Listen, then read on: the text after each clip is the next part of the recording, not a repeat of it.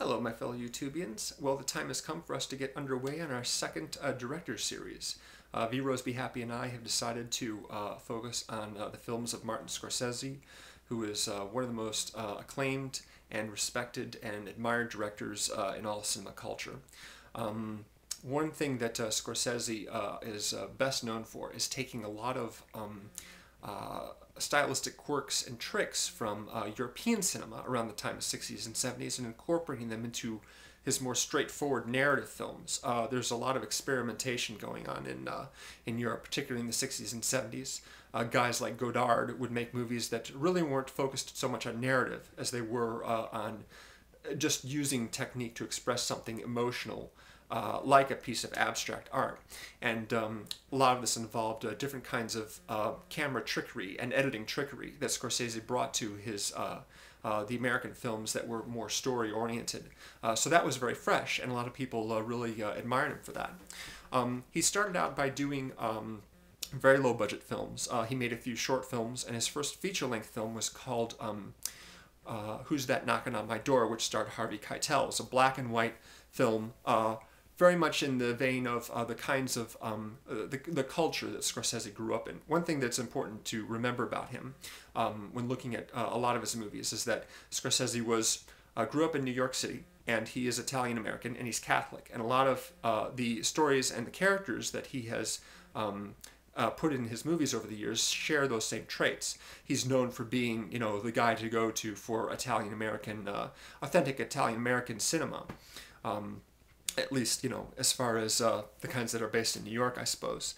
But his range is a lot greater than that. He's done a lot of movies over the years, not just narrative films involving actors and scripts.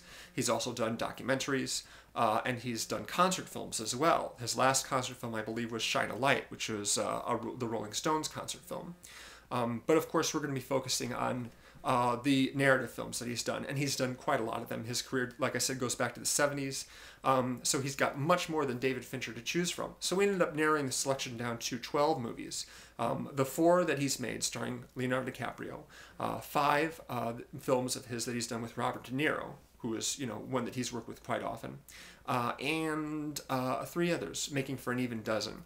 I've already done a video on Shutter Island, so if you want to hear more of what I have to say on that in depth, then I'll link to that below for you.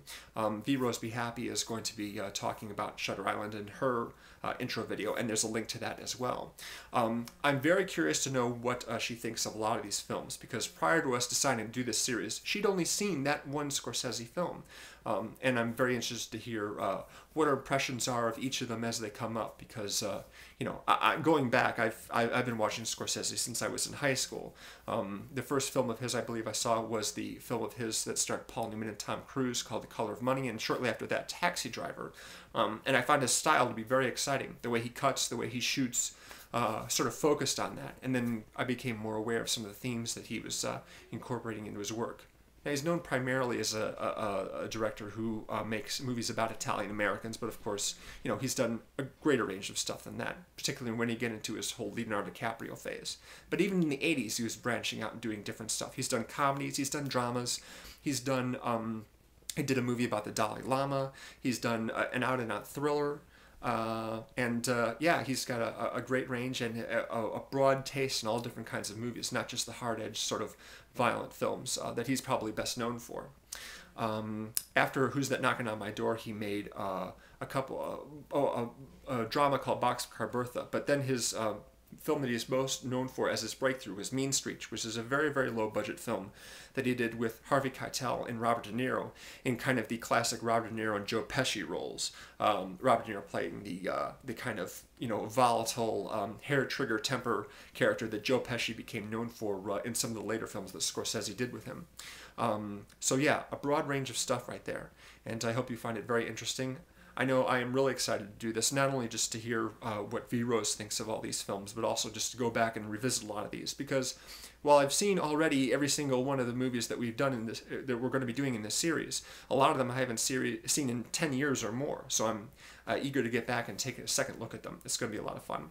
And I hope that you will enjoy it as well, and I hope that some of these movies will be interesting to you, and if you haven't already, take the time to check them out, because Scorsese is definitely a guy worth, examining in greater detail. So, oh, one more thing.